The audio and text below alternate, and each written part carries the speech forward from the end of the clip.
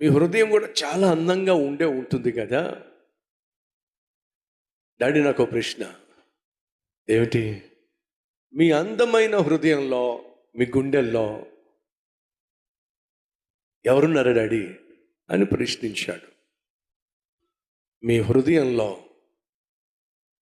ఎవరున్నారు డాడీ అని ప్రశ్నించాడు. అప్పుడు ఆ పిల్లవాడు ఆ ప్రశ్న వేశాడు కదా. వాళ్ళ నాన్న ఏమన్నాడో తెలుసా? నిజంగా నా గుండెల్లో ఎవరున్నారో చూడాలని ఆశపడుతున్నావా అని అంటే, చూడాలని ఆశపడుతున్నాను డాడీ, నాకు చూపించండి డాడీ అన్నాడు. అయితే నా గుండెల్లో నేను ఎవరిని దాచుకున్నానో నేను నీకు చూపించబోతున్నాను, నువ్వు నాకు దగ్గరగా రా అన్నాడు.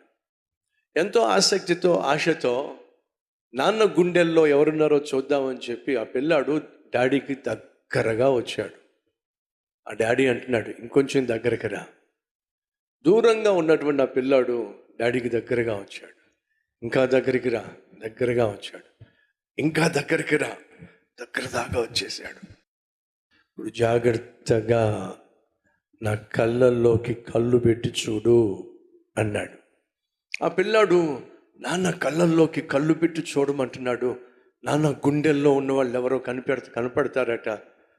వాడు దగ్గరకు వచ్చి నాన్న కళ్ళల్లోకి కళ్ళు పెట్టి చూస్తూ ఉంటే నాన్న అంటున్నాడు, ఇప్పుడు నా కళ్ళల్లోకి జాగ్రత్తగా చూడు, నా కళ్ళల్లో నీకెవరో కనిపిస్తారు, నా కళ్ళల్లో కనిపించేవాడే నా గుండెల్లో ఉన్నాడు అని చెప్పన్నాడు.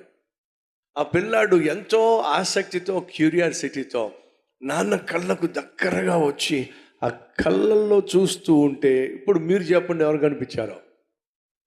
గట్టి చెప్పండి. మీరు కనిపించారా? మీరెందుకు కనిపిస్తారండి? ఎవరు కనిపించారు చెప్పాలి. ఆ పిల్లాడే కనిపించాడు. ఎప్పుడైతే ఆ పిల్లాడు నాన్న దగ్గరకు వచ్చి నాన్న కళ్ళల్లో కళ్ళు పెట్టి చూశాడో తన ముఖమే కనిపించింది. ఇంకొంచెం దగ్గరకు వచ్చి చూశాడు, తన ముఖమే కనిపించింది. ఏమన్నాడు తెలుసా? డాడీ,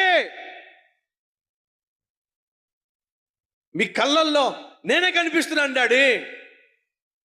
నాన్న అంటున్నాడు, నా కళ్ళల్లో నువ్వే కనిపిస్తున్నట్లయితే నా గుండె నిండా నువ్వే ఉన్నావురా అని చెప్పినప్పుడు ఆ డాడీని గట్టిగా హత్తుకున్నాడండి ఆ పిల్లాడు.